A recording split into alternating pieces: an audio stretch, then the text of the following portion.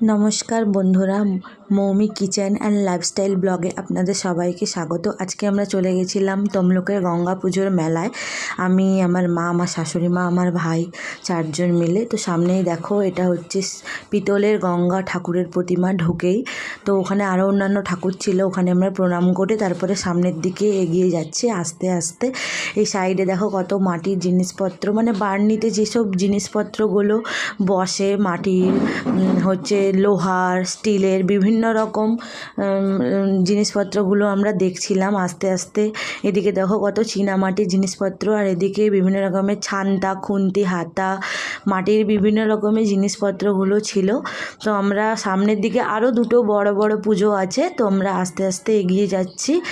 তো আমরা আগে মানে যেদিন বার্নি সেদিনের পরের দিন গেছিলাম, আর আজকে আমরা দুপুরবেলার দিকে গেছিলাম বলে ভিড়টা একটু কম ছিল, কারণ রাতের বেলা ভিড়টা প্রচুর হয়ে যায়। ঠান্ডার জন্য আমরা একটু গেছিলাম। এই যে পুকুরটা দেখলে, এই পুকুরে সবাই স্নান করে, যে যার মনের কামনা পূর্ণ করে ফুল দেয়, পয়সা দিয়ে প্রণাম করে। তো আমরা আস্তে আস্তে এগিয়ে যাচ্ছি। এই সামনের পোলটা ভেঙে গেছিলো, তো ওইখানে নতুন করে পোলটা রেডি হচ্ছে, পুরোপুরি রেডি হয়নি, তো তক্তা দেওয়া আছে। তো আমরা আস্তে আস্তে এই পোলের উপর দিয়ে চলে যাচ্ছি, কারণ পোলটা প্রপার রেডি হয়নি। এইটুকু জায়গাটা শুধু ঢালাই হয়েছে।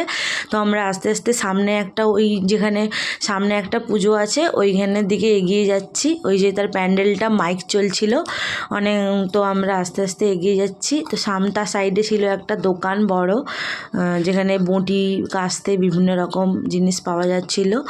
তো আমরা দেখো, এই যে মণ্ডপটা, ঠাকুর, এই মণ্ডপের ঠাকুর, এটা একটা ভেতর দিকে, সামনের দিকে একটা গঙ্গা মা পুজো হচ্ছিল, আর একটু এগিয়ে আর একটা প্রতিমা।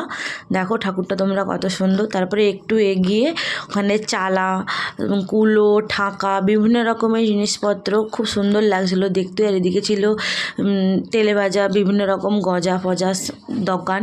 তো আমরা আস্তে আস্তে এগিয়ে যাচ্ছি। ওই মাঠটাতে হচ্ছে মেন যে পুজো, গঙ্গা ঠাকুর, ওইখানটাতেই মেলা বসেছে। তো আমরা আস্তে আস্তে ওই দিকটাতে এগিয়ে যাচ্ছি। এই যে তার গেটটা সামনে, এইটা তার গেট। এই গেটটা থেকে সামনে সিঁড়ি থেকে নেমেই ওখানে মেন পুজো।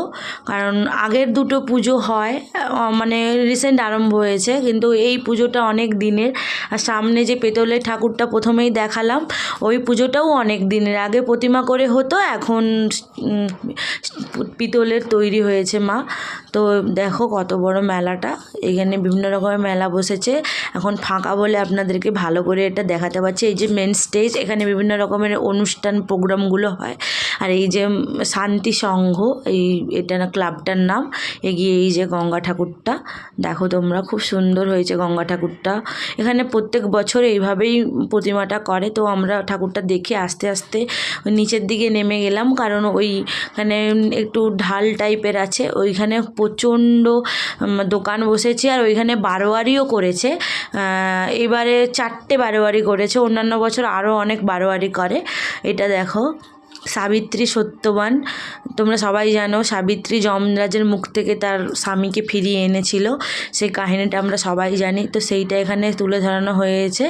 আর এখানে হয়েছে আরেকটা বারোয়ারি, আর এখানে হচ্ছে আরেকটা বারোয়ারি, বামন অবতার, কৃষ্ণের আরেকটা রূপ বামন অবতার, এটা আমরা সবাই জানি। এটার একটা বড় অনেক গল্প আছে। তারপরে ওই সাইড থেকে বেরিয়ে ওই কোণার দিকে আর একটা বারোয়ারি আছে। তো তোমরা আস্তে আস্তে দেখো। আর এখানে জিনিসপত্র, হরেক মালের জিনিসপত্র ছিল।